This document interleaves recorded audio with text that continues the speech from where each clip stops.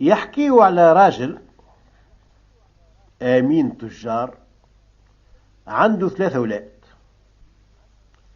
كبروا هاك الأولاد وحظوا الزواج. قال مرته اش مازال توا مو ناخذوا لهم نساء. قالت له اقصد ربي، لكن استنى نتفاهموا قبل. الأولاد ماشي يتزوجوا، هذوما 3 كناين جايين للدار، وحكايات الحماوات والكناين قد شعر الراس والوان ورهوط كيف شواشي البلوط. وهذه كنا تكره حماتها، وهذه حماه ما تحبش كنتها، والعرك والخصام وفكدي من شوشتك وتطيح القدر والعار والزنار. انا يا ولدي مانيش مخشوفة، نحب القدر. اولادي ولدتهم ولعقتهم وسهرت عليهم الليالي وبعت النوم غالي وربيتهم وكبرتهم، وهما يدخلوا يبوسوا يدي يخرجوا يبوسوا يدي. ظنوا أحلى ليا وربي يستر. ما نحبش الله يقدر تجي كلمة بيني وبين واحدة من الكناين وتولي هي تشكيله من جهة وانا نشكيله من جهة، وهي تقول له امك وانا نقول له مرتك، ويبدا هو يالو بابية ويالو بها. لا يا ولدي، من فم البير ولا من قاعه. الخير تبارك الله ياسر، موش ما عندنا الا الدار هذه. اعطي كل واحد منهم دار يعرس فيها، وربي هنيهم هما ومرياتهم. والممارسة ياسر راهي مش مليحة، ويقعد كل حد بقدره خير. قال لك حبيبك خيارك بعيد عليه. قالها بارك الله فيك، ما قلت إلا الصواب. ومشى صلح وليق ودهن وهبط الموبيليات واخطب، وكل واحد من الأولاد عرس له في دار. وقعد هو وعزي وزته في دويرتهم حتى حضر أجله مات.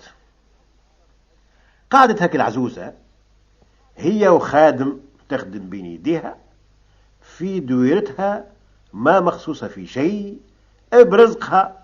وزاد رجلها خلالها ياسر في عزها وفي هناها وقدرها. العام الأول الثاني الثالث تقول انت بعد 4 ولا 5 سنين توحشت أولادها، يقولوا ما حتى واحد مطلع عليها. وماذا بها تزور كناينها وتضيف عندهم وتعدي ويمات عند كل وحدة وتاخذ كلمة وتعطي كلمة.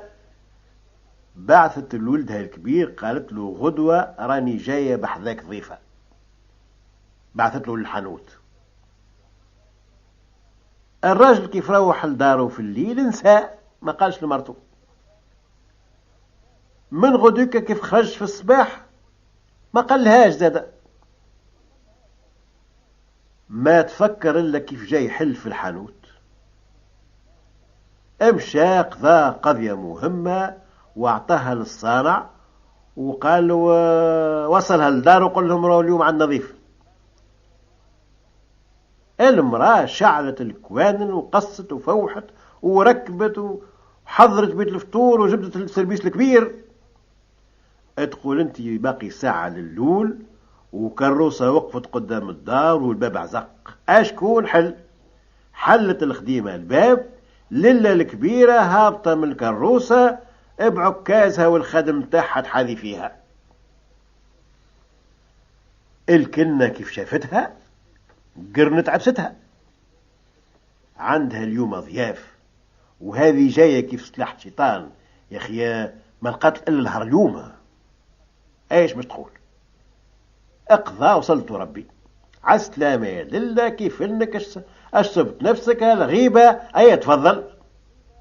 دخلتها البيت القعاد، قالت لخدمتها دوك كلها هزها في الكانون ومشات لهات هي في الفطور. عند لول جا راجلها مقابلة للكوجينة كيف عادته. يا حرة قال لها طنجرتك فاحت وغلات. قالت له كيف لهنا أمك جات. قال لها عاد لا ولدت لا ربات. قالت له جغمة حليب من هاك العام مشات. قال لها على كل حال نفرحوا بها يا أخي ايش نعملوا. قالت له ايش نعمل. نعطيوها لحمة السفاق ونرميها في السقاق. العزوزة قاعدة في البيت سمعت المستوج الكل. قالت لخادمها برا في ساعة جيب لي كروسة طير. الخادم خرج تجري وهي قامت جبدت السفساري متاعها كان مطوي. دخل ولدها امي على السلامه شنو احوالك كيف انك وش حالك امي والى اخره. تشبك تلحف. قالت له وليدي هاني جيت وشفتكم ولقيتكم بخير والحمد لله على العافيه هيا في وديعة ربي. الراجل خايف من مرته لا تكبلوا معنه بعد ما تخرج الاخرى. لو كان يزيد يتكلم كلمه ولا يشدها اسكت. وصلها للكروسة هو ومرته سلموا عليها باسوها أي في الأمان بالسلامة. وصلت هك العزوزة لدارها. قالت هذا يا ولدي الكبير احسبوا من اليوم مات. بكات غردت عملت نهارو. بعد 3 أيام طيبت قصعة مقرونة وعند المغرب قالت للخادم برا جيب لي هاك القرة اللي في زاوية سيدي عبد القادر مش نعمل ليلة فدوى لسيدك الكبير من اللي مات ما تفكرناهش. وهي نواتها فرق ولدها الكبير. أيا ابني عليه طابي هذاك. زادت جميعة من زمان بعثت لولدها الثاني كيف لا ولدت لا ربات وتغمى بالحليب ولا شنو في العم مشات وروحت مفنطرة وعملت له انهاره وفرقه كيف خوه. زادت الجميعة ولا نصيف شهر وبعثت لولدها الثالث. باقي ساعة للول وقفت كروسة قدام الدار. هبطت العزوزة وخادمها الكنة شافتها وعرق الغضب نزل بين عينيها لكن مش تقول. سلمت عليها قعدتها طيبت لها قهوة. مشات الكوجان طيب جار رويجل يا حرة طنجرتك فاحت وغلات. قالت له كي لهنا اما شني الفايدة امك جات. قال لها عاد مش امي لا ولدت لا ربات وعليا. قالت له على جغمة حليب من هاك العام مشات. قال لها مالا بالحرام من لسنو هالدار هذه ما عاد فيها تبات. خرجت هاك العزوزة تجري وتكرع يا وليدي لعن الشيطان هذا كله على خاطري انا اللي يجعلنا سبايب ويعطيني ويجيني ويصيدني. قال لها حارمة مش ب3000 اي لم عفتك يلا وضربوك في ساعة نهار راح عليك. قعدت هاك العزوزة تضرب في يد على يد هكا هالعملة يبدأ الاخرين اللي خير نساهم عليا هم قاعدين متهنين وهذايا اللي مرضاش فيا نتسبب له في خليان بيته وخليته هجال. هالعملة اش كن دواء اش نعمل. مشات عندها بنت سلفها كانت صغيرة وقت اللي تزوجوا الأولاد واليوم كبرت وحضت الزواج. خطبتها له من عمه وقالت شد صحيح ولا يغرك دينك إبليس راهو في العقل وسواس في الحق تتكلم وصحح عينك مع حبيبك ما تشد الباس. ثبت عقلك ووزن موازينك وقبل ان تخطب انشد على الساس.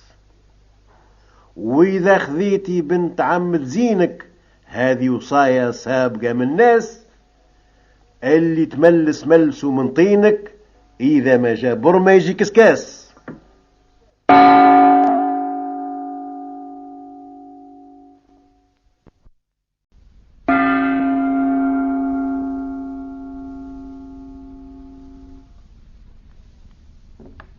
يحكيوا على واحد حطاب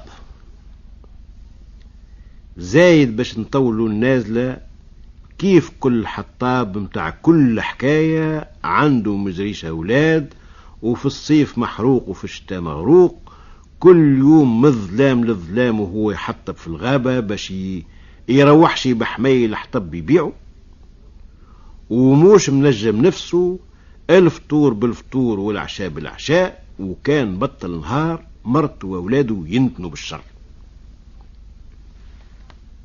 نهار طفطف الهم على قلبه، مشى لرجل كبير عندهم في الحومة طالب علم.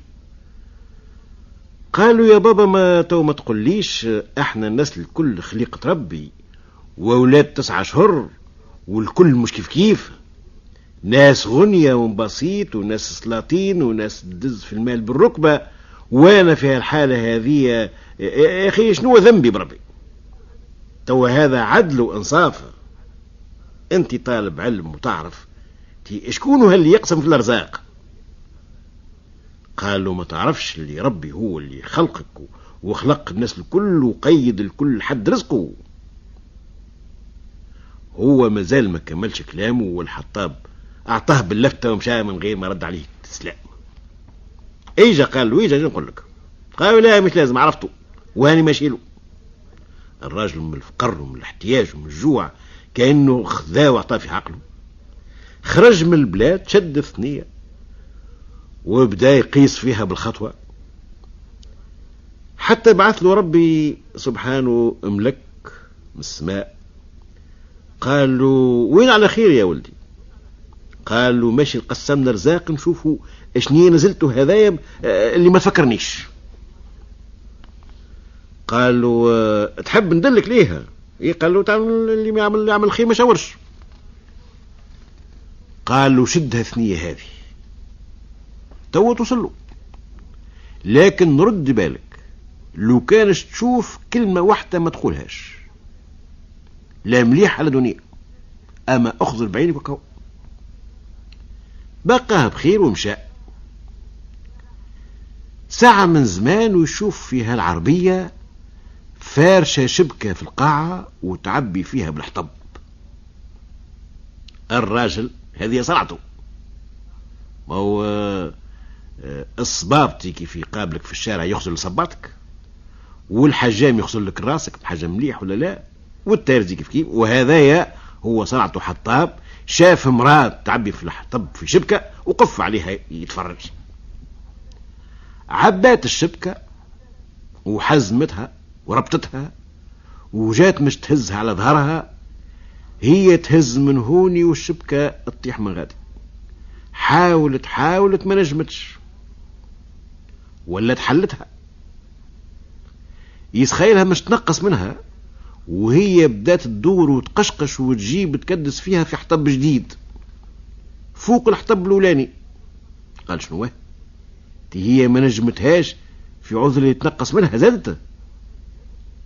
يا سيدي عاودت ربطتها وجات مش تهزها يا اخي طاحت هي وياها، عاودت حلتها، يسخيها المرة هذه عاد مش تنقص منك حطب هذاك يا اخي، قعدت تدور وتقشقش في حطب اخر وتكدس فيها حتى ولا جبل. جات تربط الحبل متاعها ما عادش يكفي، نحت تقريتها وما حزمتها وربطتهم في بعضهم مع الحبل اللي وعقدت الكل، وجات مش تهز، لا نجمت لا تحلحزها لا تحركها حتى التحريك من بقعتها. قال هاتي انت يا امي بربي في عوض اللي تنقص قاعدة تزيد يا اخي، منين تنجم تهزها هكذا الكل؟ واذا به هو قال الكلمة هذه والمرأة ذابت من قدامه، لا هي لا حمل الحطب ما ثم حتى شيء الا صاحبه اللي وراه ثنية واقف. قال له انا مش وصيتك، لو كان تشوف ما تكلمش. يخلوا سامحني شيء يفدد العزوزة هذه، حبيت نصحها. على كل حال مليح يا سيدي ما عادش تكلم. قال مليح يبرا. امشى سويعة من زمان ويشوف في صياد مكحلته في يده وهو يجري وينقز ويلهث، ووجهه كيف قال الفلفل وعروقته شلتله، وارنب تنطع قدامه وهو هاي في جرتها. وصيد خالط عليه وكل خطوة يزيد يقرب له ومكهب عليه وفمه محلول وخطوة أخرى مش يتلافاه. قالوا الصيد اهرب.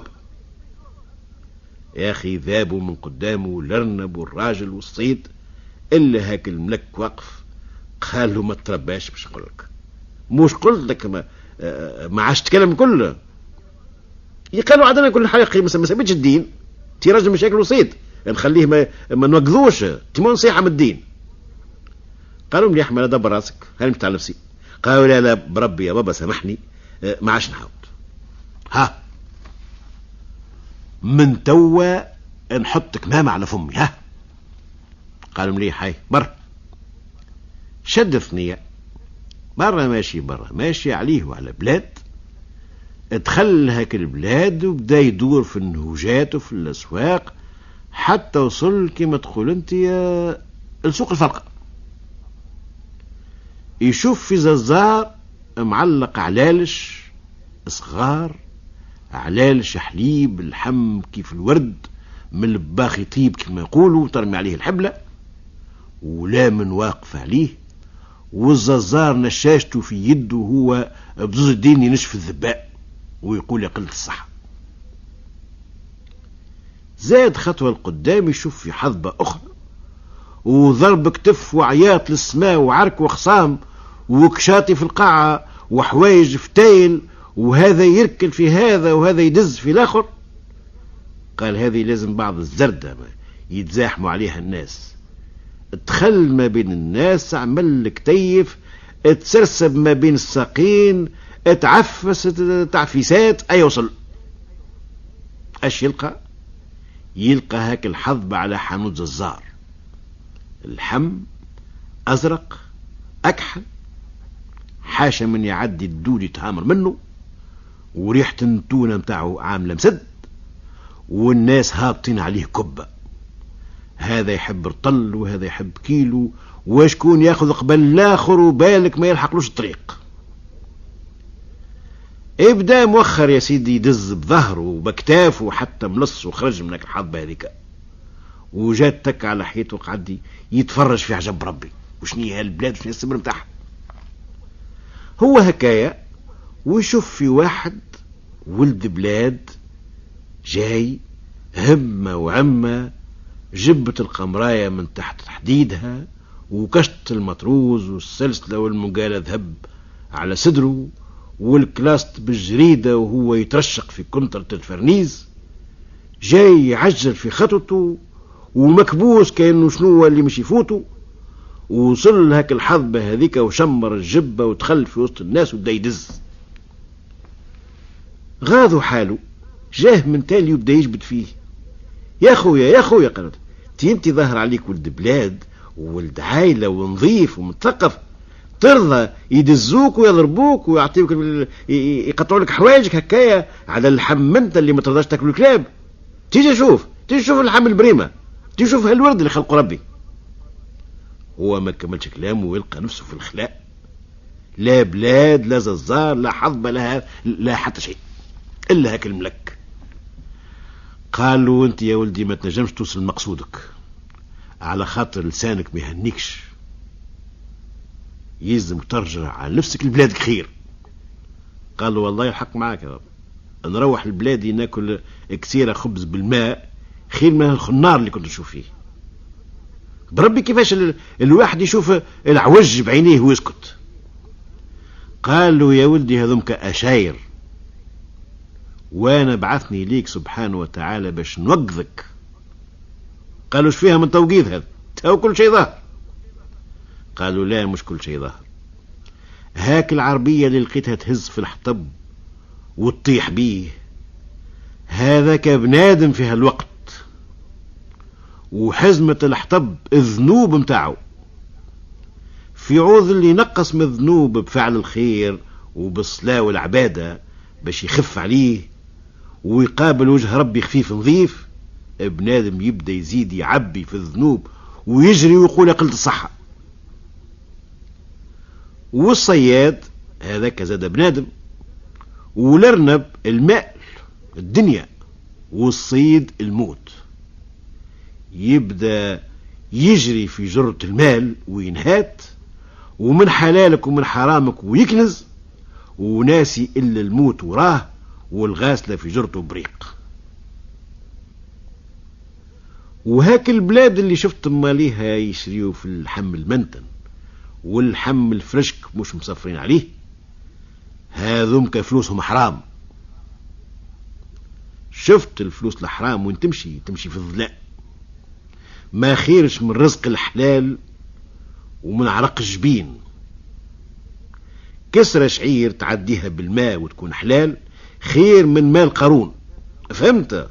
قال له فهمت. ورجع لله وتاب، وتلف تلقى نفسه في بلاده في وسط مرته ووليداته، وهز فاسه وقال يا ربي على بابك، ومشى يحطب كيف عادته، حتى رزقه ربي من رزق الحلال الطيب.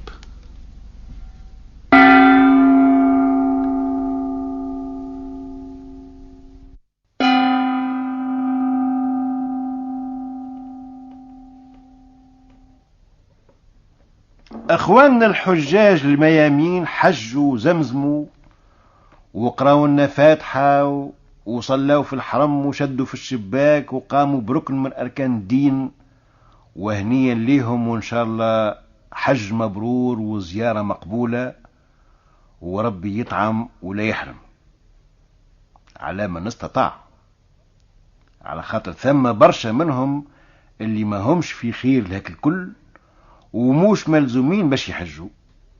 ثم اللي باعوا، ثم اللي رهنوا، ثم اللي تسلفوا، وهذايا ما همش ملزومين بيه وما قالش ربي. وتسبوا في خروج أموال طايلة اللي بلادنا بلاد فقيرة محتاج تلها وموش مستغني عليها. هاك الأموال لو كان كل واحد حسن بها فلاحته ولا تجارته ولا حطها في المشاريع الوطنية، كان أحسن من اللي يعشعشوا بيها الكبانيات متاع البابورات ولا الطيارات، ويتصرفوا في البرور في الوتيلات وفي المطابخ والقهاوي والتاكسيات. في بلادنا كل حد محتاج الباي من الصويردات، كيف الطباخ، كيف القهواجي، كيف الحمال، كيف الشيات. اليوم يجي 6 ولا 7 سنين ثم واحد حبيب كان متوظف وماخذ التقاعد، جاه ربيل ما نعرف 3 ولا 400 ألف، قال لي هذوما جابهم ربي نمشي نضرب بيهم حجة. قلت له يا أخي الكبانيات متاع الطيارات ولا متاع بابورات البحر محتاجين لك، تي عندهم الملياردوات مش محتاجين لل100 ألف متاعك ولا قداش، اصرف فلوسك في بلادك خير. قال لي والحج مش ركن من أركان الإسلام مش واجب. قلت له إذا كان تحب تقوم بواجب خلي فلوسك في مكتوبك واصرف منهم 50 ألف برك، زاهز بيهم بنية يتيمة، تو تكتب لك 7 حجات وانت في بقعتك. ما على مراد الله ما نجمتش نقنعه، ما سمعش كلامي مش حج. وسنا نسيت تو قداش ناس حجوا من بر تونس، لكن نقولوا هات 200 برك. إذا كان كل واحد منهم مصرف إلا 200 دينار، شوف قداش ملايين خرجت من البلاد. لو كان تصبوا في هاك البنك الدولية نوليو خير من أمريكا. وفكرة الصدقة وفكرة اللي يحج في بقعته ويكون ثوابه أكثر من ثواب الحج الحقيقي، هذه راهي قديمة ياسر من أول الدنيا. هاك النهار لقيت حكاية في المستدرفات لعبد الله بن مبارك، قال في عام من الأعوام نادى المنادي للحج وشوقت الناس وكل حد بدا يدور في حواريه وحضر في نفسه. وزمانتها ما كانش طيارة ولا بابور البحر، اما قوافل من البل، وكل حاجة راكب على جمل، وكل قدير وقدره، واحد عامل جمل آخر هز عليه عوينه، وواحد 2 جمال وواحد 3، هذا معاه خديم وهذا معاه زوج خدام وهذا معاه مرته وأولاده. هذا قال كيف قرب الصفر هزيت كيس ب500 دينار وخرجت للمركاض باش نشري اش يلزمني جمال ليا وللعائلة وللخدام. قال أنا ماشي ونشوف في امرأة ماشية قدامي، شفتها كيف طبست على حاجة في القاعة، هزتها من الهيئة متاعها من بعيد، فهمت اللي هي دجاجة ميتة. عجايب، مش تعمل هذه بدجاجة ميتة؟ قال ثقلت خطوتي شوية حتى شفتها قاعدة تحت الحيط ويندرش تعمل لك الدجاجة هذيك، والناس ماشيين جايين لا من تلفت لها.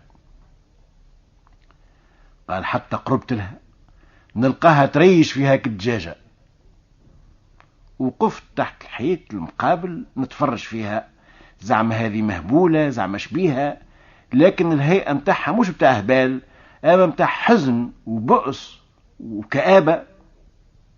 نكلمها ما نكلمهاش ومن قلت نكلمها. قربت لها وقلت لها تشتعمل يا آمة العرب؟ قال هزت راسها وقالت لي بر على نفسك شو مدخلك فيا. قلت لها سألتك بالله أن تصدقني، اش تعمل بهالهجاج الميتة؟ قالت لي أنا أم 3 بنات صبايا وراجلي ميت، هو اللي كان ينفق علينا وهو اللي كان يجيب لنا الخبز، اللي خلناهن الكل كليناه، وكل ما عندنا يتباع بعناه وكليناه.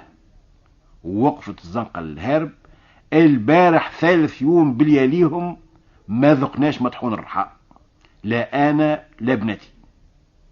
قلت لهم هاو نخرج ندبر لكم، لكن من الصباح وانا ندور ما لقيت شيء، واحنا مش متاع طلبة، ما نجمتش نقصد حتى حد ونقول له اعطيني ما هو لله.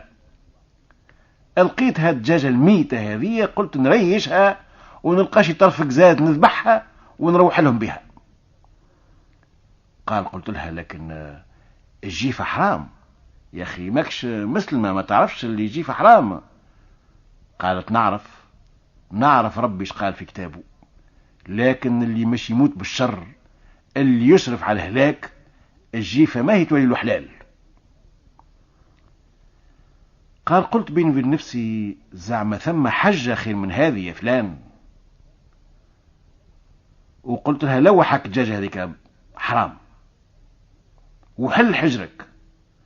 حلت حجرها، صبت لها هاك 500 دينار اللي في الكيس واللي كنت بشتري بيهم جمال، وبدات تدعي بالخير وقامت تجري كأنها خيالي، يمكن خايفة لنندم عليها. وروحت لداري فرحان مسرور كأني حجيت وما عادش مشوق للحج، وخرجت القافلة متاع الحجاج بلا بيا.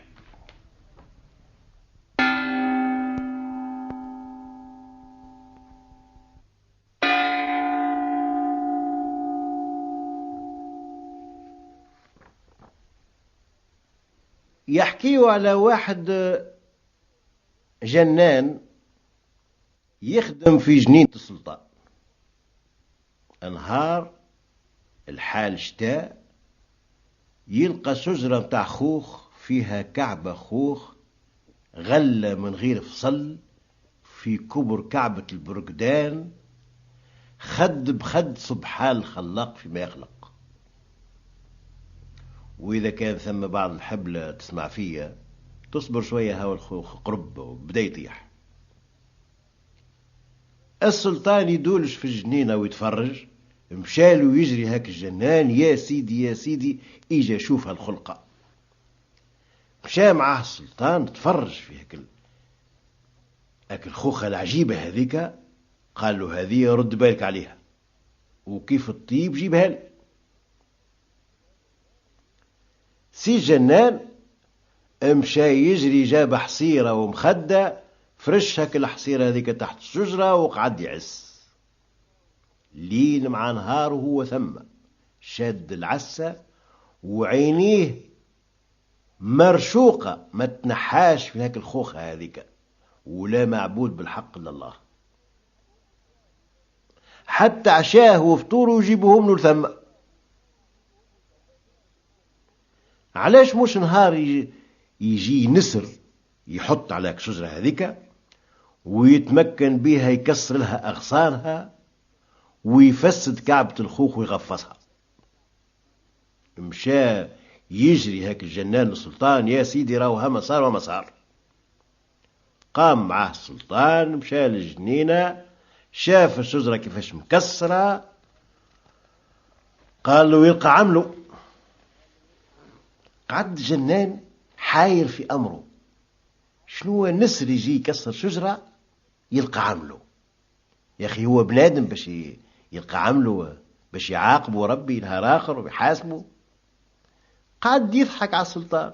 الله الله، نسر ويلقى عمله، وهذا سلطان سلاطين آخر الزمان. أي عادت مدة وهو باقي يخدم في الجنينة هذيك، نهار يسمع في حس ووغلي وتصرفيق جاي يجري، يلقى حنش بوفطيرة من هاك اللي خشنه في خشن عتقة متاع شجرة، يبلع في هاك النسر، والنسر يصرفق في جوانحه ويفركس باش يمنع، والاخر يبلع فيه بالطريف بالطريف بالطريف حتى زرته الكل، وتسرسبك الحنش مع الشجرة ومشى هبط للقاعة ومشى على النسر. تعجب الجنان ومشى يجري للسلطان: يا سيدي راهو هما صار وهما صار، الحنش بلع النسر وكلاه. قال له يلقى عمله. شنو ما قال هيك منطره هذايا؟ نسر يلقى عمله، وحنش ياكل النسر يلقى عمله. يا اخي شنو صنعته الحنش؟ هو تمو يبدا يصطاد وين يلقى ما يلقاهاش اللي يقدر عليها يترمى عليها ويبلعها. يا اخي حتى في هذه يلقى عمله زاد. وزاد هاك السلطان طاح من عينه. أي تعدت أيام، مشات النازلة من باله. نهار هو يخدم، شد المسحة ويعزق، وضربة من الضربات تجي في اللحم. حير هاك التراب هذاك، جاي يشوف، يلقى هاك الضربة جات قد في الغار متاع الحنش، والحنش تقص راسه. هز هاك الراس هذاك رماه في مخلع ومشى داه للسلطان. قال له شكون قتله هذايا؟ قال له يا سيدي هذا هو اللي كلان النسر، انا نخدم وضربته بمسحه قصيته راسه. قال له تلقى عملك.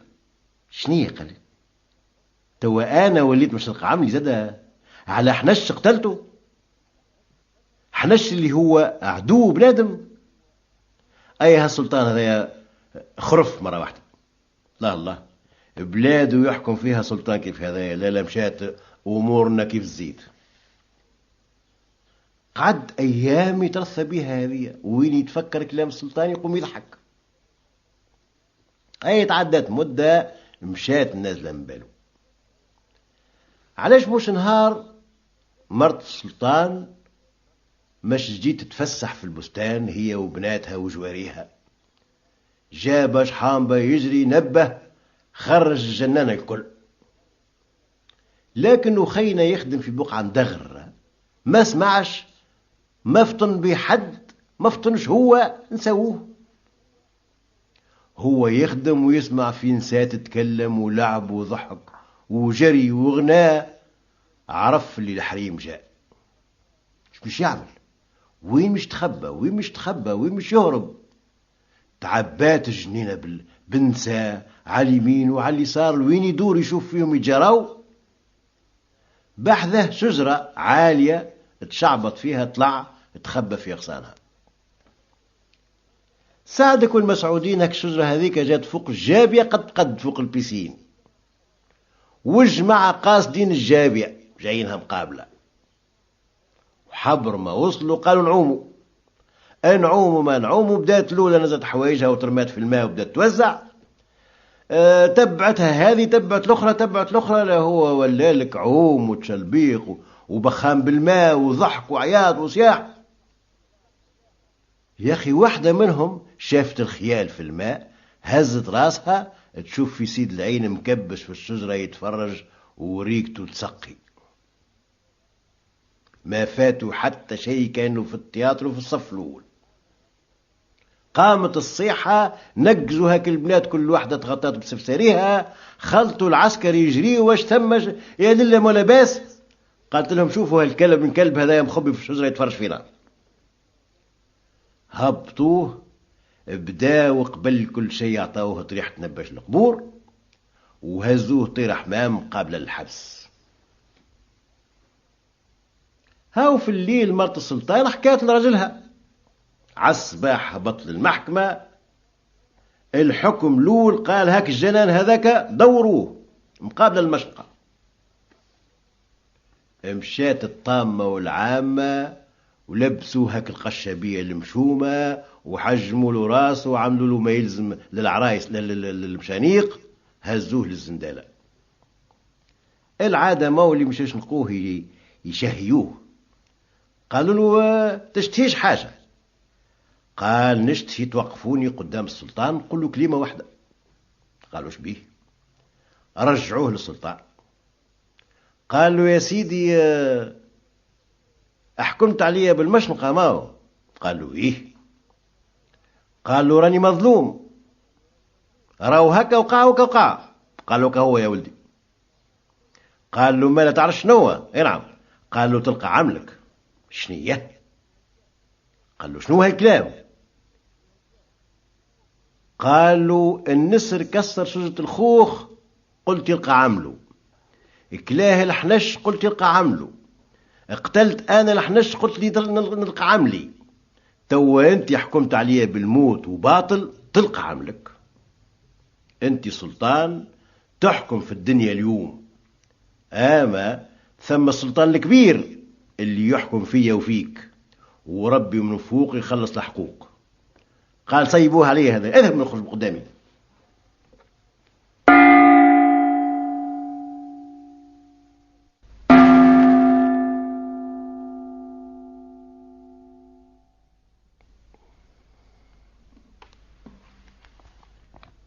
الأمانة سودت وجه الغراب. هذه الناس يفهموها زنسين. ناس يقولوا واحد خباو عنده أمانة ونكر فيها، ربي مسخه وسود له وجهه لبعد وردوا غراب. وناس يقولوا نهار الحساب والعقاب، نهار اللي تنصب الميزان ولا ينفع فيه لا مال ولا بنون، وتستوى فيه المخلوقات قدام حاكم الحاكمين، السارق والخطاف وقتال الأرواح يتحاكموا باللي مش يحكم عليهم ربي. اما اللي فرط في امانة الناس هذاك من اللي يقف قدام ربي يبدا وجهه مسود اكحل ليل كيف الغراب. والله لا يخيبنا طبيعة ولا يفسدنا دين على وسخ دار الدنيا. والامانة حكمها صعيب على خاطر اللي يودع رزقه عند الغير وينكره هذا كمشات فيه في الحشاشة وما يلقى باش يطوله، وحتى إذا كان مش يشكي ما عندوش بينة، على خاطر الأمانة من طبيعتها تتودع راس راس وما يحظى عليها حتى حد إلا ربي. وتلقى الإنسان ساعات ما يرجع أمانته إلا بالحيلة. ونعرفوا حكاية هاك اللي خبى فلوس عند إنسان ومن بعد كيف طلبوا فيهم نكروا وشكا به للقاضي وقال له عندك شي شهود؟ قال له ما عنديش. قال له انت وين عدتهم له؟ قال له في البقعة الفلانية قعدنا قدام صخرة وثميك حسبت له الفلوس عدتهم له. قال له القاضي ما لا برا مش يجيب لك الصخرة هذيك. قام المطلوب قال هي جات في بقعة مشي نهار وتحب لها 100 واحد ويا بابا الله ينجموش يحلحزوها من بقعتها. قال القاضي صار هو انت مالك تعرفها الصخرة؟ اي مالا الراجل ما يكذبش عليك، ادفع الفلوس ولا الحبس. يحكيوا على راجل كان تاجر مبسوط، دارت عليه الايام ما تعداتش تجارته مليح، كيف ما يقولوا اشقف تكسرته في البحر وقافلة تعرضوها للقطعية فلس. المرأة طلبت طلقتها ومشات لضربوها، وهو باع اللي وراه واللي قدامه باش خلص الناس، وقعد يخدم حمال ويبات في قهوة. اش تبقى له من هاك الخيرات اللي كان يكسبهم؟ صندوق بتاع نفة، صندوق ذهب منقوش عليه طاوس جوهر وعينيه ياقوت، تحفة قطعة صياغة من المهمين. وهاك الصندوق هذاك يعز عليه ياسر، كان ورثه على ابوه ويشم عليه كما يقولوا في ريحة ابوه.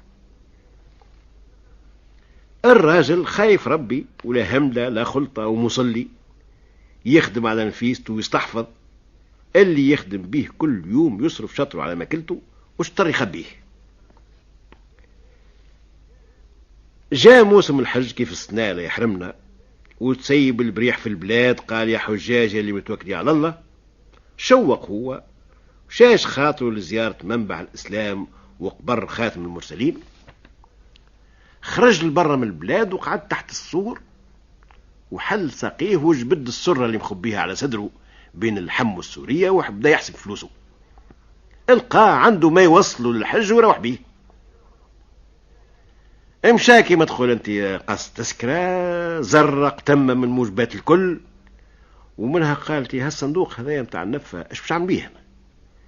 اذا كان مش نهزه معايا للحج بالك يضيع ليش في الثنية ولا في بابور، ولا يعرضوناش الى حرايمية يرزيوني فيه. فين نخبيه فين نخبيه؟ قال حطه عند بعض الحد حتى نرجع. لكن عند شكون؟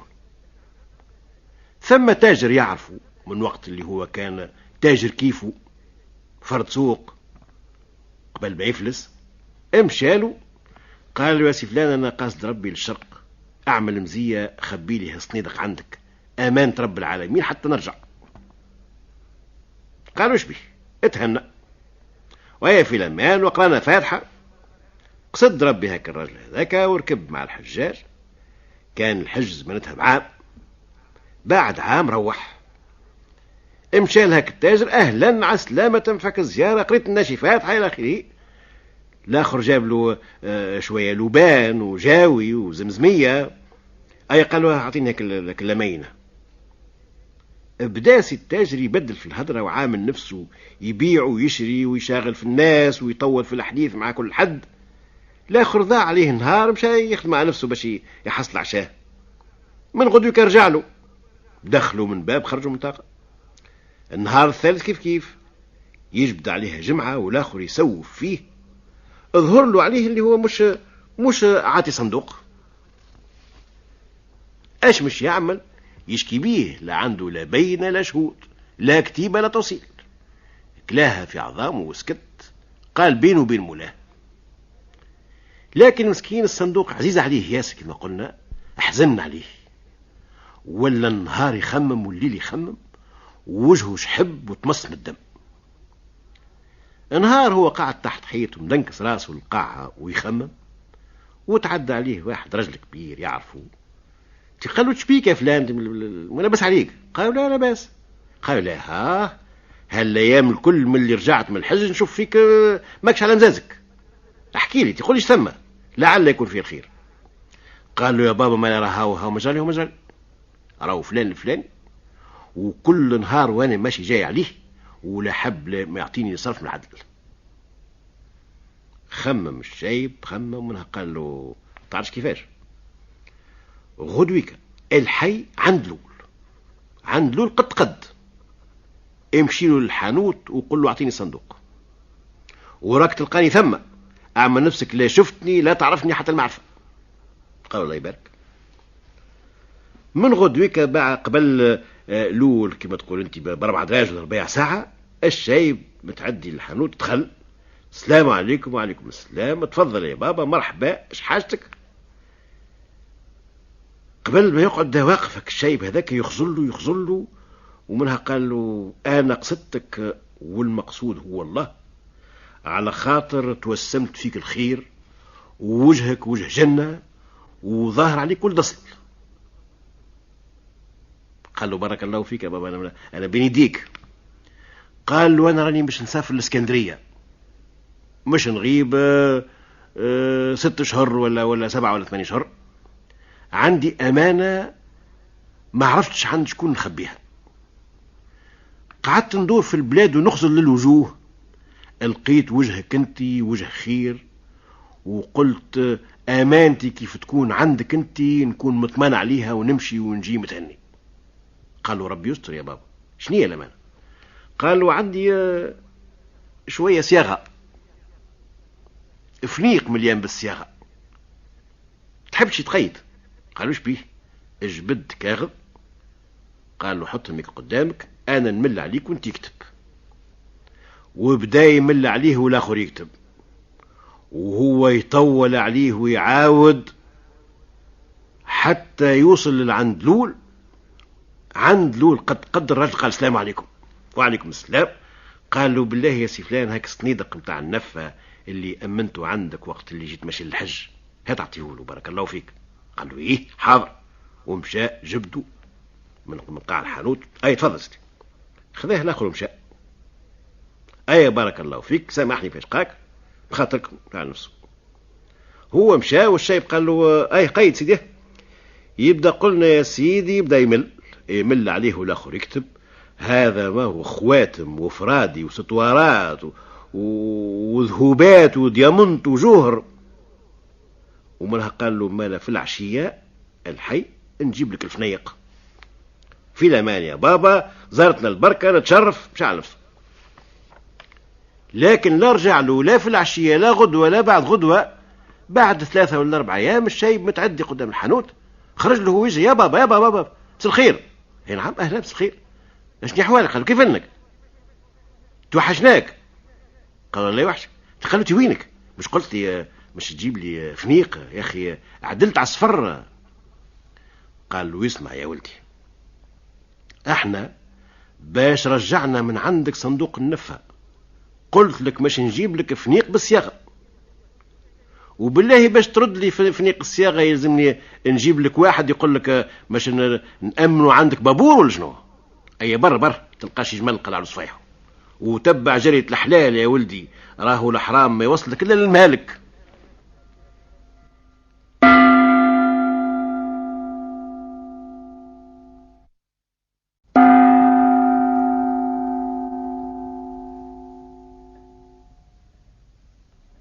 يحكيوا على واحد اعرابي عابر سبيل، عرضوا انسان السلام عليكم وعليكم السلام. هاك الانسان تعب، وجهه احمر، عروقاته شلتله، وحوايجه كلها غبره. قالوا بربي ريت شي جمل.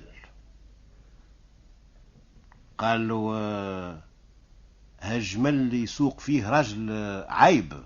ايش؟ قال نعم. وسمين؟ قال له عايش خي، هذا هو الجمل جملي، وهاك اللي معاه رفيقي في الطريق، لكن ذهبنا على بعضنا والنهار الكل وانا نفركس، خايف لا نزيدوا نبعدوا على بعضنا ولا عدت لا نلقاه لا يلقاني. وين بالله لقيتهم؟ قال له ما لقيتهمش. اما قل لي بالله صاحبك هذا يا عنده عكاز في يده؟ قال له ايه عنده. وجمل؟ قال له مش اعور؟ قال له نعم فرادي. ومش هز حمل تمر؟ هيه. قال له هذا هو، هذا صاحبي وهذا الجمل. منين تعداوا بالله؟ قال له والله ما ريتهم. ونزيدك زيادة، من البارح حتى لهالدقيقة هذه وانا في الصحراء ما شفتش خليقة بنادم. كيفاش؟ قال له ايش معناها الكلام هذايا؟ تعطيني في الاوصاف الكل وتقول لي ما ريتهمش؟ قالوا ما ريتهمش. قالوا ما نقول لي اقتلت لي صاحبي، وجمل راك سرقته وكلفت به واحد من اصحابك وتمكن به. قالوا يا معايا الحاكم. سيبني يا ولدي راني ما ريتهمش والله ما ريت. قالوا شيء، ساقي وساق عند الحاكم. اي مشاو حتى وصلوا للبلاد القريبة، مشاو للحاكم. هاك الراجل احكاه على الجمل متاعه وعلى صاحبه وعلى الكلام اللي قاله له العربي هذا. قالوا الحاكم اش تقول فيها كلام يا ولدي؟ قال له يا سيدي لا ريت لا بنادم لا جمل. تمالت هاك جبت اوصافهم. قال له عجبي لو لازم ريتهم. قال له مالا كيفاش؟ قال له يا سيدي اذا كان ترضى تركب تجي معانا ولا تبعث توجه تو نوريكم كل شيء. قال لا نجي انا بيدي. وبعث الحاجب متاعه جاب الخيل ركبوا. قال العربي اي تبعوني حتى وصلوا النخلة. قال العربي صاحب هالسيد هذايا راهو كان قعد ارتاح تحت هالنخلة هذية والجمل كان بارك بحذاه وراهو مشى لجهة الشام تو يمكن 3 ساعات. ايه قالوا الحاكم ومع هذا تقول لي انت ما ريتهمش؟ ما منين ليك هالاشاعر هذه الكل؟ قال له اهبط يا سيدي من الحصان نتاعك ويا شوف هذه جرة راجل ولا لا؟ قال ايه جرة راجل. وهذه؟ قال جرة جمل. قال شوف الجرة نتاع الراجل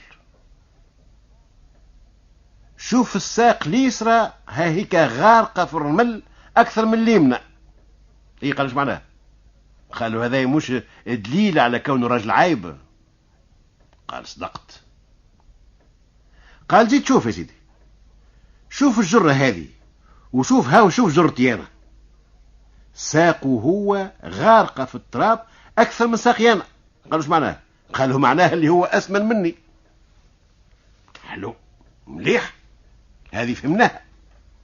اما منين عرفت اللي جمل اعور؟ يا اخي العين العورة تخلي جرتها زادة في الرمل. قالوا لا يا سيدي ما تخليش جرة اما تخلف جرتها في الحشيش.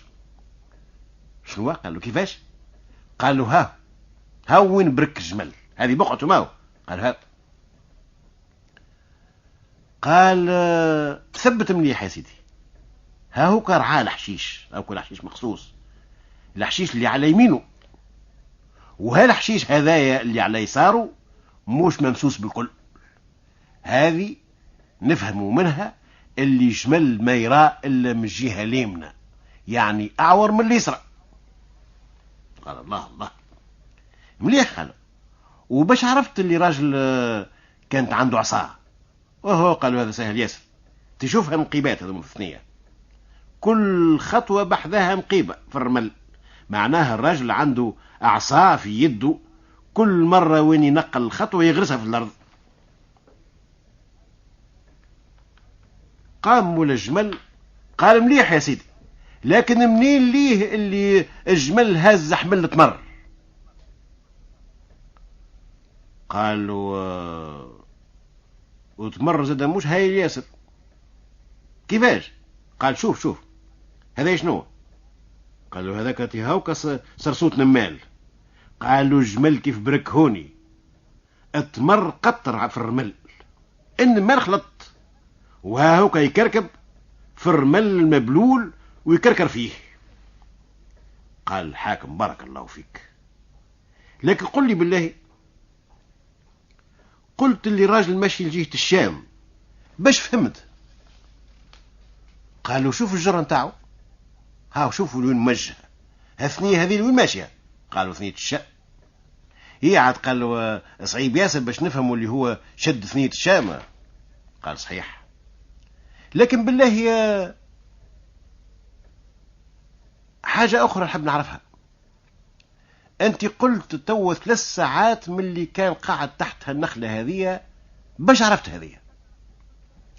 قال له شوف يا سيدي الظل متاع النخلة وين تو زعما يمشي في بالك اللي في السخانة متاع بلادنا راجل كيف يجي يقعد تحت النخلة يخلي الظل ويقعد في السمشة؟ قالوا لا قالوا كان قاعد في الظل في هالبقعة هذه وقتها كان فيها ظل. من غير شك كان قاعد فيها. واحنا عرب واولاد بادية يا اخي ما عرفوش اللي الظل يتنقل مع الشمس.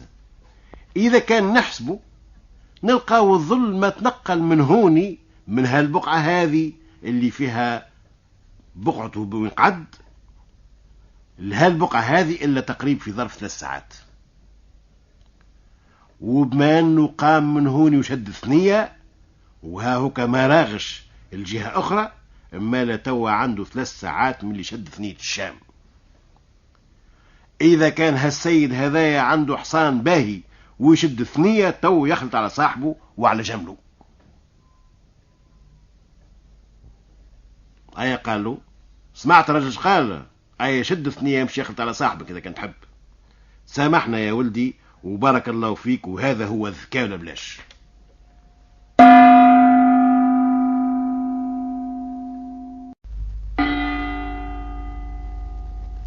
أردتوش بالكم بالله فين تحكي المرأة على راجل عمل عملة فاسدة تقول هما الرجال فيهم أمانة، وإذا كان تحكي لها على امرأة كيفها خانت رجلها ولا عملت معها الأعمال اللي ما تحكاش عمرها ما تقول إنسان ما يتمنوش. وهو المليح والدوني في الرجال وفي النساء، إنسان ما يشوفوا إلا دوانة الرجال، والرجال زاد ما يشوفوا إلا دوانة النساء. والحق أكل مرة في الدار أحكاولنا على راجل مبسوط هو في خير كبير، لكن مرته ما تظناش، قعدت عنده 5 ولا 6 سنين ما ظهر عليها شيء. خافت لا يمشي ياخذ عليها امرأة أخرى ويطلقها وتخرج يدها على راسها من هاك الرزيق هذاك. طبخت الراي هي وامها اتفقوا مع قابلة باش تشوف فيلم صغير. بعد أيام قالت لهم ها واحدة حبلة وماذا بها تسلم في صغيرها. من نهارتها المرأة ولات حاشا من يعدي تتقية وخلاقها دايرة ووجهها صفار. راجلها أشبيك يا بنتي؟ قالت له ما نعرف الظهرة وحم. افرح الراجل وتخلخل ولا لك يجري ويطيح والنهار كله هو وين نحط كتبق الورد، وهي كل يوم تزيد شويلقة وتكبر في كرشها. الحبلة في الرابع وهي في الرابع، الحبلة في الخامس وهي في الخامس، كل نهار تزيد حاجة، والراجل ما في علمه بشيء وما فاتن بشيء وما عنده حد لا أم ولا أخته وحيد لا والي لا تالي، حتى ولات كرشها الحلقة كما يقولوا كالتنير قدامها. دخلت يا سيدي في لوشها الكبار كيف الأخرى اللي بالمنجد. انها عشية مغارب الراجل دخل الدار ومنها خرج، تفكر قضية ارجع ما فتنش به مرته. البيت اللي هي فيها مقابلة سقيفة يشوف في نسيبه خو مرته دز الباب ودخل يجري في سعقلها. المرأة ولدت اطلع الفرش وخرج يجي لسقيفة وقف الباب دخل خرج عاود دخل، ومنها دز الباب مرة أخرى ودخلت امرأة، دخلت أمها ومعها امرأة أخرى القابلة هازة حاجة في شولها. أمها من وسط الدار صاحت يا رسول الله، ودخلوا البيت قامت الأخرى الصيحة. فهم الراجل اثنين نزلوا نقز للسقيفة وعمل نفسه حل باب الدار ودخل. اش بيكم اش ثم ولا باس؟ خرجت له العزوزة قالت له اقعد ما تدخلش مرتك بالحس راهي. يا سيدي قام الصغاريت شنو قالوا ليد ادخل باسها ما بين عينيها وخرج مش يقضي ما يلزم عاديك. غاب سويعة من زمان وما فتنوا به الا داخل ومعه زوز بوليسية وكوميسار وطبيب.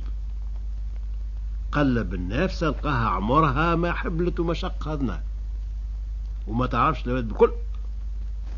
الصغير تهز من المستشفى والجميعة هما وقابلتهم مشاو في السلاسل. أنا كملت الحكاية والمرأة قالت هما الرجال فيهم أمانة. جايب يلا يبدأ قد ما عملت المرأة الأولى والثانية والثالثة هي وامها والقابلة عاملين عليه كمبي، ومظهر كان هو ما فيش امان. الثلاث نساء هما اللي ما فيهم امان، اما هو عارك على نفسه وما حبش يخليهم يعديوا عليه ويدخلوا عليه البراني يورثوا. نحكي لكم حكاية. ثم راجل، هذه زاد وقعت، هاك الراجل مات وخلى امرأة وزوز وليدات. المرأة عدت الفروقات والزيارة وسلمت في الوليدات لسلفها خو رجلها وطارت. مشات تقول انت النابل ولا سوسة ولا صفاقس ولا جابس ولا غيرها، ما عيناش فيها.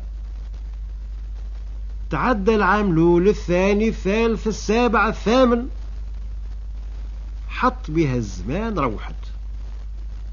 نهار سلفها داخل الدار، قالت له مرت خوك راهي جات قبيله وراهي تسلم عليك. قال له شنياه؟ جاي تعمل هوني؟ ساقها ما عادش نحبها تحطها في الدار. سمعت ولا لا؟ قالت له مليح. من غدوك قالت له راهي جات اليوم زاده. نقول لك الحق يا ولدي، انا ما حشمت ما نجمش نطردها، ما هي الا مرت خوك على كل حال. وليداتها محسوبي تامه تشم عليهم ريحه راجلها. قال لا على كل حال ما عادش نحب نشوفها، خليقتها ما نشوفهاش.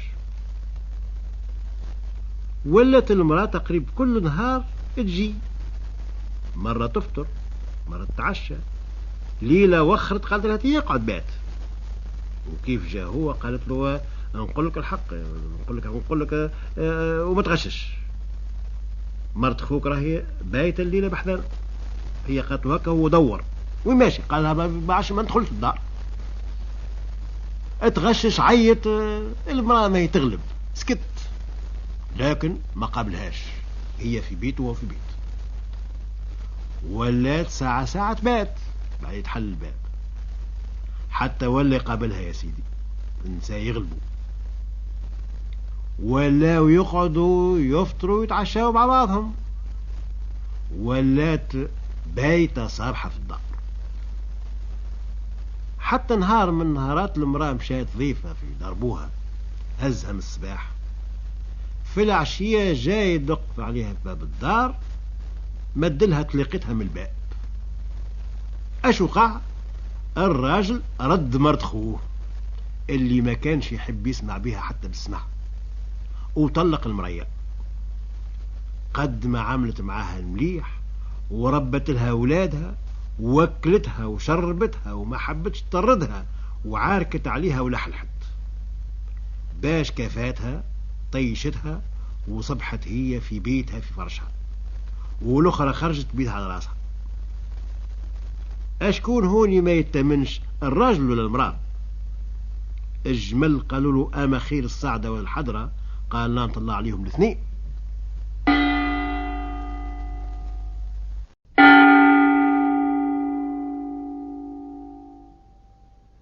يحكيوا على سلطان وما سلطان لله. هاك السلطان هذاك كان مشغوف بحب المال، النهار الكل هو يلم ويكنز ويقول يا قلت الصحة، ويد ما تعطي اليد، لا يعرف لا يصدق لا يتكرم لا يهدي لا يضيف. الشحة والنتونة متاعه ولا يضرب بهم الأمثال. أما خزنته هذيك مليانة دقبقب. الملوك ما هم قليل فيهم اللي ما يعرفش صنعة، تلقاهم كل واحد حافظ صنعة من الصنايع ويتقنها، وساعات يكون أمين فيها باش صنايع، ويبدأ يخدم فيها في السرايا متاعه. ثم اللي يكون زنايدي، ثم الكوباجي، ثم المنقالجي، ثم النقاش الحداد النجار، وثم العالم اللي تلقاه عنده معمل يسميوه مخبر مليان بالدبابز وبالعقاقر والكوانن، وخلط هذا مع هذا وغلي مع بعضه كانوا في القرون الوسطى يحكيوا على حجرة اصنعها واحد عالم، الحاجة اللي تمسها بك الحجرة هذيك تولي ذهب، وهاك الحجرة هذيك ضاعت ما يعرفوش عليها وين مشات، يقولوا اترفعت في السماء، يقولوا متملك بها جان.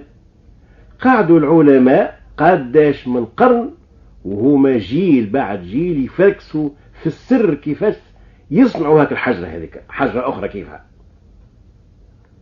وفي عصر من العصور تفتيش هالحجرة هذه ولا أموضة، العلماء الكل ولاو ساهرين الليالي وبايعين النوم غالي يفركسوا كيفاش يصنعوا هالحجرة هذه العجيبة اللي يسميوها زمانتها لا بيير فيلوزوفال. منهم مخينا هالملك هذا اللي مش نحكيو عليه اليوم، عامل مخبر في السرايا متاعه، وليل ونهار وهو يخلط في العقاقر ويهرس ويغلي ويمروح، حط شوية كركم، زيد عليه دم لخوة، غلي شوية ومنها زيد لحية الشيطان، وما يطلع حتى شيء، عاود حط حاجة أخرى. قلنا ما ينامش الليل. ليلة من الليالي تعب ياسر،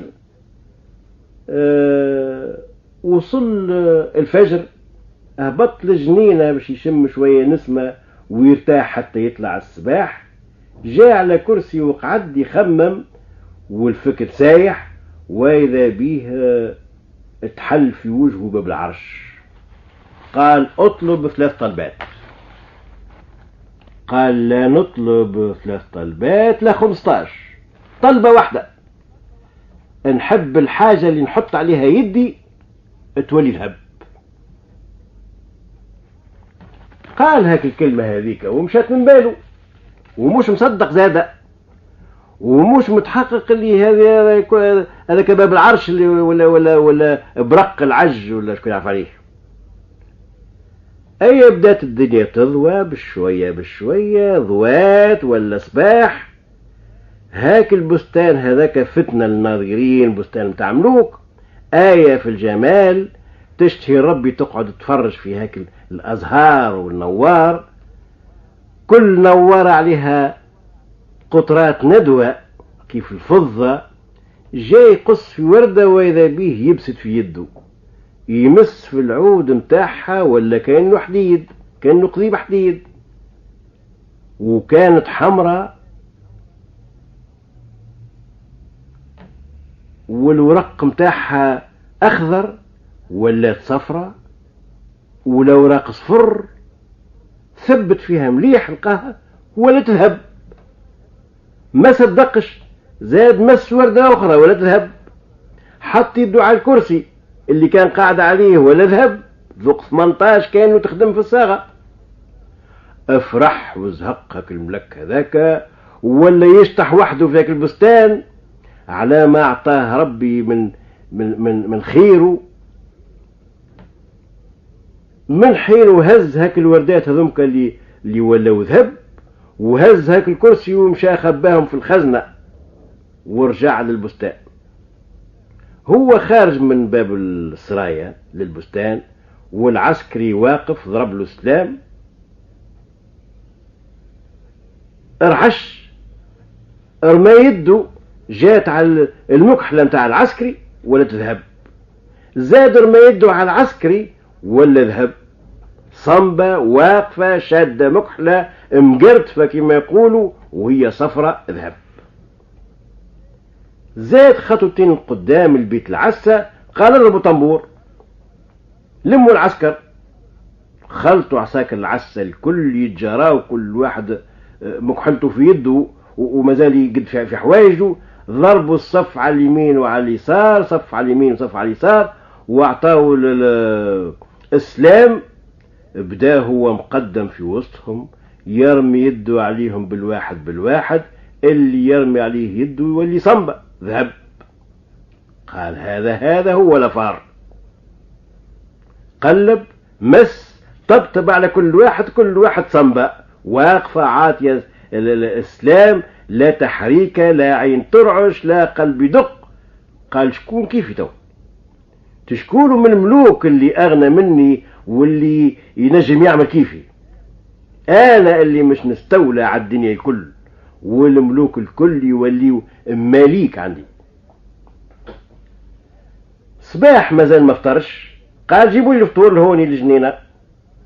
خلطت هك الطامة والعامة في الجماعة نتاع الكوجينة، كل واحد يكركر في حاجة، نصبوا الطاولة، حطوا كل شيء، جابوا الفطور. هبطت بنته مش تفطر معاه، بنته عزيزة عليها عز من الدنيا الكل، عز من مم وعينه، وزينها لا دب ولا هب، لا في بادية لا في البلدان لا في عرب. صباح الخير بابا تبسط عليه باش تبوسه، رمى يده على كتفها باش يعنقها، واذا بيه حس فيها يبسط تحت يده، وكيف ما تبسط عليه قعدت مطبسة وعينيها تضحك وفي فمها كالتبسيمة، وبدات تصفار تصفار تصفار حتى ولات ذهب صنب ذهب. تحفة جميلة هي ومطبسة وتضحك، لكن صنبة. وقتها دخلت طغولة. بنتي بدا يعنق فيها ويبوس ويقلب ويطبطب ويمس، وعندي شي حد وجيبوا لي الطبة، جيبوا العزامة، جيبوا الكتابة، جيبوا كل شيء، كل اللي متذكركم تجيبوا. قد ما جاو وقد ما قلبوا حتى حد ما فهم حاجة. طابت له وتحرقت له، شاح الريق في فمه، جاي يهز دبوس الماء من فوق الطاولة ويصب يشرب باش يبل ريقه. يا اخي الدبوزة ولا تذهب، الماء اللي فيها جمد وصفار، رمى يده على الخبز ولا صمصومة ذهب، قالب جبن ولا ذهب، الزبدة العظم المروب المعجون اللي فوق الطاولة الكل ولا ذهب. ادخل وخرج في الحلة ولا يجري في هاك الجنينة هذيك ويطيح، والحاجة اللي يرمي عليها يده تولي ذهب. خرج من السرايا بدا يجري من بقعة لبقعة، الدنيا الكل ولا تذهب قدامه. اتيقن وقتها من الهلاك. كيفاش بنادم يقعد حي في الدنيا من غير ما ياكل ومن غير ما يشرب؟ بدا يندب في وجهه ويبكي ويخبط، واذا به فاق. الراجل كان يحلم، وبدا وقتها يحمد في ربي اللي هي أضغاث أحلام وما ثماش ذهب، وبدا يبوس في الأرض ويركع ويقول يا ربي لك الحمد ونعم الشكر اللي فكيتني من هالهرجة هذه والهم تاع الذهب.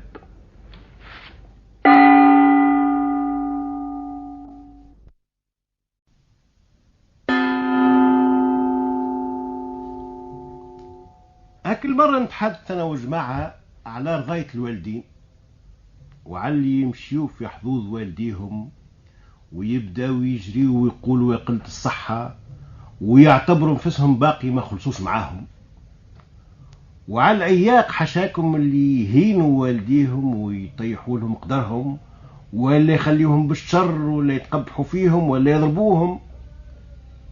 يا اخي حكاوا لي على سيد من احبابنا، هو امه امراه كبيره ومريضه مقعده في الفرش وتقطر في ايامها، وهو المتصرف في الرزق، تركه كبيره وخيرات، وهو عايش في ارغد العيش.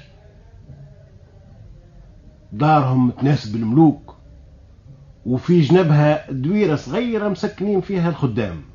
عارف السيد من حين نقل امه حطها في هيك الدويره اللي مسكن فيها الخدام، وقعدوا الجماعة يترثاوا ويتحسروا كيفاش سي فلان يعمل هالعمايل مع أمه.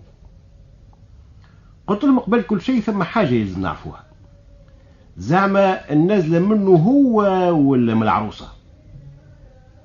أما هو كيف عرس أحشم من مرته يقول لك طفلة صغيرة وبنت سي فلان مش نخلي بحذها في الدار هالعزوزة على شافت حفرة النهار الكل وهي تكح وتنبر وتوجع، وجيب لها وحط لها وهزلها. امشى قص النازلة ونقلها لدار الأخرى، وهلا منها هي حكت ساق على ساق وقالت له دبر في بقعة لأمك ما نحبهاش بحدايا. قالوا على كل حال هذه ولا هذه، العيب فيه هو. قلت لهم نحكي لكم حكاية. يحكيوا على امرأة عندها ولدها ساكنين في دار اكلا عليها الدهر وشرب، طايحة خربة ما فيها إلا بيتة صحيحة تسكن، ساكنة فيها هي وولدها ذاك البيت هذيك. كبر الولد حظ الزواج، قالت له ناخذ لك امرأة. يا امي قال لها احنا قلال والخدمة ضعيفة والمسوار قليل، ما عنديش حتى باش نبني هاك البيوت الطايحين، ما عندنا الا هالبيتة هذه، كيفاش باش نعملوا؟ قالت على كل حال جود من وجود، جيب قيم فرضاوي في وسط البيت يولي زوز بيوت، بيت ليا انا وبيت ليك ومرتك. سمع كلامها، هز فرضاوي اي خطب خذا امرأة. العروسة دهت له جميعتين ثلاثة من زمان، ومنها قالت له هالبيت هذه راهي ضيق علينا، وامك امرأة كبيرة ما تنامش الليل، راهي الليل كله نسمع في التحتويش متاعها وفي التقربيع والتحريك، ومرة تشخر شخرة ومرة تتنهد، وداخلة خارجة للدويرية وتكح، انبت الليل كل متحيرة. نقول لك الحق يا ولدي ما نجمش. قالها اش باش نعملوا داك اللي عندنا؟ قالت له دبر. ومدة وهي تمهر فيه، والراجل جراله كيف ناقل الريشة، يا ويلو بأمه يا ويلو بمرته، لكن ما هم من يغلبوا، والوسادة كما يقولوا غلبة الولادة ولا انطاع. لكن وين مش يحط عجوزة؟ قالت له تهيك بيت السطح. انا بيت السطح؟ قال لها احنا عندنا بيت، هذيك بتسمى بيت هي؟ ما ثم الدرجات طايحين يثبتوا على عامل يحفروا البحر، والفوق بيت خاربة مهدع في السقف، حتى باب ما فيهاش، ما تسكنش زوز دجاجات. قالت له ايش بيه يعمل لها باب؟ اسمع الكلام، عمل الباب لهاك البيت وقال لها يا امي اش تقول لو كانت تعود تسكن في العلي؟ قالت له اللي عملت مبروك وليدي. من حين وطلع لها جريتها ودبيشاتها وطيح هاك الفرضاوي من اللي في البيت، والمراه توسعت. لكن مش حابب ومكركر من خشمه كما يقولوا، وقلبه ديما على امه، ولا كل فطور وكل عشاء وقت اللي مرته تسقي يحضر هو ويتسقى من وجه الطنجرة للعزوزة، ويحط لها اللحمة الكبيرة ليها ولا حوت ولا اللي يجي، ويقول لها هز طلع لها. تهز هي تطلع لها الدرجة الأولى ثانية ثالثة، في الدرجة الأخرى تهزها الحمى ترميها في فمها. العزوزة تقول الفطور ريحته باللحم، واللحم ما ثماش، أيا ما يسالش وليدي قليل وانا كليت ياسر. كل فطور هكايا، كل عشاء هكايا، والعزوزة من اللي طلعت لهاك البيت لا ذاقت لا لحم لا حوت لا حتى قديدة.